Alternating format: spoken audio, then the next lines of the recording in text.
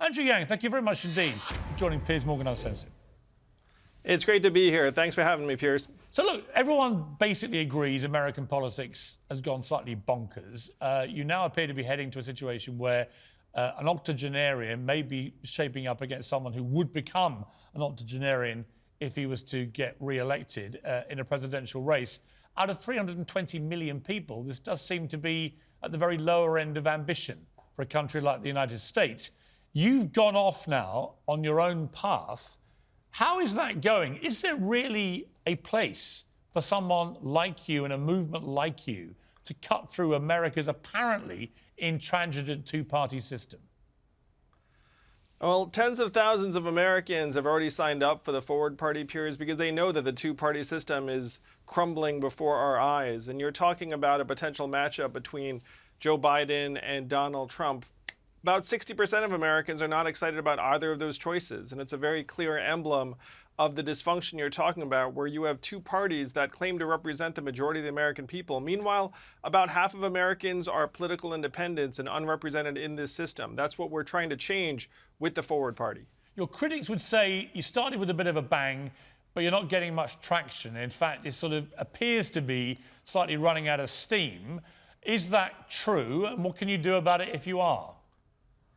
Well, the Forward Party is growing by leaps and bounds every single day. I travel around the country and millions of Americans are fed up, and they're figuring out that there's something we can do about it. We can come together, form this new movement, the Forward Party, and create more choices for ourselves in the 500,000 elected races locally around the country, but also at federal races and at every level, because at this point the discontent is so high.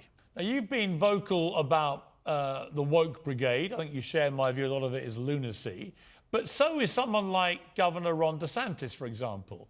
How do you find any kind of real traction on policy or ideology which will take you away from the conventional politicians?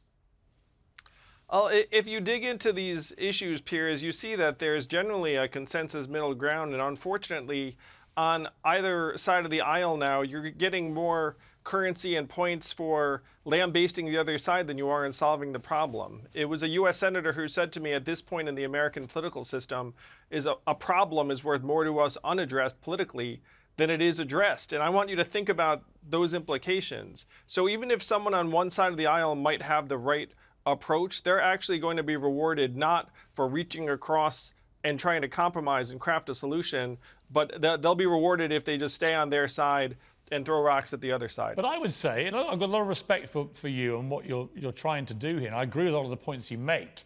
But as you know, in politics, you can only get things done if you actually win power. And I would say you've got two hopes of winning power, certainly in terms of winning a presidency, and that's no hope and Bob hope. So what is the end game here for you? Because you're not going to win the White House. How are you going to get power? Are you hoping to do it at local level and then build up, or what?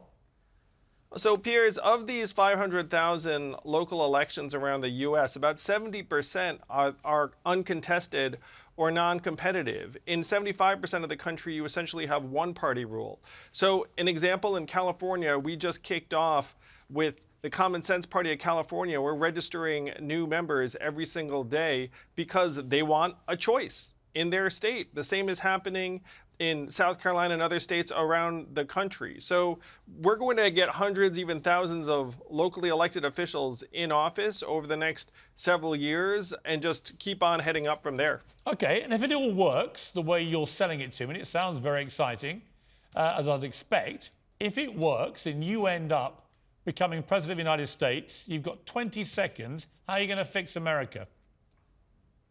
We're going to fix America by bringing us together on the things Americans can actually agree on, and that is 75, 80% of the problem right now, Piers. If you get a group of Americans together, you're going to be shocked at how much we can get done when we get rewarded for solving problems, not just yelling about them. And what's your number one priority? Our number one priority right now is to remind Americans that we're all still one people and that your fellow Americans are not your enemy. I rather like that. Andrew Yang, great to have you on the programme. Thank you very much. Thanks, Piers. Appreciate it.